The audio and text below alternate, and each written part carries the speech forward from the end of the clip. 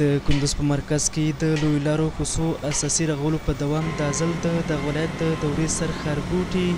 د څلورمې حوزې 1 کیلومتر سړک د هوارولو جغل اچولو چارې بشپړې او د خلکو د تګ راتګ پر مخ پرانیستل شو. په همدې حال مسؤلین د ولسونو ستونزو او غوښتنو ته رسېدنه خپل مسؤلیت یادوي او په خبره یې هڅه کوي چې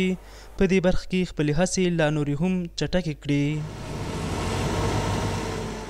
سرک شما شاهد حالش هستین که از بسیار خراب بوده و در زمستان دیجه لای بود و تابستان خاکباد داشتن که از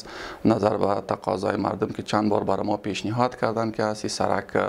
به همکاری شاروالی 1 کیلومتر سرک به عرض 10 الی 8 متر ما به شکل اساسی جغل اندازی و ترمیم کردیم که هزینه از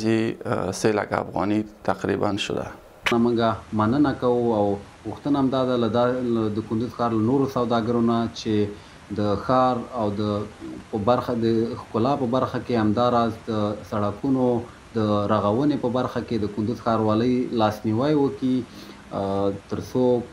کندوز ښار آباده شي.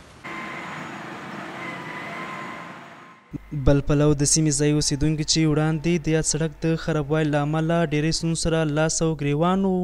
اوس خوښ دي چې د تګ راتګ په برخه کې شته ستونزې تر ډېره بریده هوارې شوې. می سرک که مسته که جور که سرک بسیار کاری خوب که سرک قبلا خراب بود دیگه مردم بسیار به تکلیف از دست خاکباد و موترا میره بسیار خاکباد میکرد، دکاندارا با تکلیف دیگه بسیار اظهار تشکر میکنیم از مسته که میره جور که با همکاری با شاروالی. خوش هستیم از دفتر کتاخیل، خداوند برشان از اینکه دیگه بیشتر قوت و توان بوده سرک جور کنه تا ترستاقابات بیشتر کار کنه و مردم بسیار دعاگویش از خداوند برش اجرش بده، خداوند توفیق بده که سرک‌ها را جور کنه. ما زیاد تشکر از خوش هستیم از پیشان. د کندوز په مرکز کې د دغه سړک بیا رغونې چارې داسې مهال بشپړېږي چې روان کال د دغه ولایت د ډېری ولسوالیو لویو لارو اساسي رغولو چارې هم پیل شوي چې ځینې یې ګټه اخیستنې ته هم سپارل شوي دي.